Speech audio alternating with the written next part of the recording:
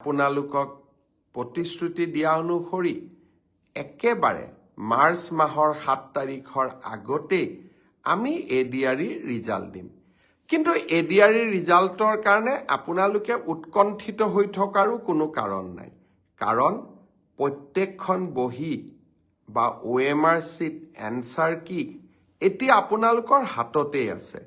গতিকে সেৱাই ৰিজাল্ট দিয়ক বা নিদিয়ক, আপোনালোকে নিজেই নিজৰ ফলাফলৰ আকলন এটা কৰিয়েই ল'ব পাৰে। আপোনালোকক প্ৰতিশ্ৰুতি দিয়া অনুসৰি একেবাৰে মাৰ্চ মাহৰ 7 তাৰিখৰ আগতেই আমি এডিআৰই ৰিজাল্ট দিম। কিন্তু এডিআৰই ৰিজাল্টৰ কাৰণে আপোনালোকে উৎকণ্ঠিত হৈ থকাৰো কোনো কাৰণ নাই, কাৰণ প্ৰত্যেকখন বহি বা OMR চিট এনচাৰ কি এতিয়া আপোনালোকৰ হাততেই আছে। গতিকে সেৱাই ৰিজাল্ট দিয়ক বা নিদিয়ক, আপোনালোকে নিজেই নিজৰ ফলাফলৰ আকলন এটা কৰিয়েই ল'ব পাৰে। আপোনালোকক প্ৰতিশ্ৰুতি দিয়া অনুসৰি একেবাৰে মাৰ্চ মাহৰ 7 তাৰিখৰ আগতেই আমি এডিআৰই ৰিজাল্ট দিম। কিন্তু এডিআৰই ৰিজাল্টৰ কাৰণে আপোনালোকে উৎকণ্ঠিত হৈ থকাৰো কোনো কাৰণ নাই, কাৰণ প্ৰত্যেকখন বহি বা OMR চিট এনচাৰ কি এতিয়া আপোনালোকৰ হাততেই আছে। গতিকে সেৱাই ৰিজাল্ট দিয়ক বা নিদিয়ক, আপোনালোকে নিজেই নিজৰ ফলাফলৰ আকলন এটা কৰিয়েই ল'ব পাৰে। আপোনালোকক প্ৰতিশ্ৰুতি দিয়া অনুসৰি একেবাৰে মাৰ্চ মাহৰ 7 তাৰিখৰ আগতেই আমি এডিআৰই ৰিজাল্ট দিম।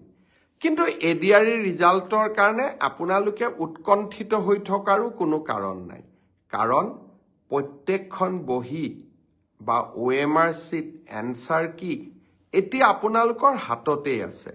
গতিকে সেৱাই ৰিজাল্ট দিয়ক বা নিদিয়ক, আপোনালোকে নিজেই নিজৰ ফলাফলৰ আকলন এটা কৰিয়েই ল'ব পাৰে। আপোনালোকক প্ৰতিশ্ৰুতি দিয়া অনুসৰি একেবাৰে মাৰ্চ মাহৰ 7 তাৰিখৰ আগতেই আমি এডিআৰই ৰিজাল্ট দিম।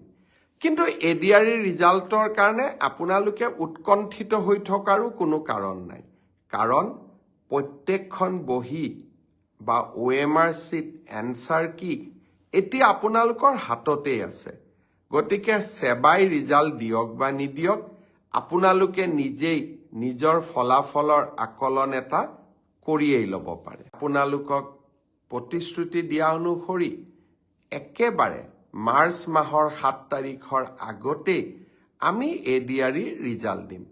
কিন্তু এডিআৰই ৰিজাল্টৰ কাৰণে আপোনালোকে উৎকণ্ঠিত হৈ থকাৰো কোনো কাৰণ নাই, কাৰণ প্ৰত্যেকখন বহি বা OMR চিট এনচাৰ কি এতিয়া আপোনালোকৰ হাততেই আছে।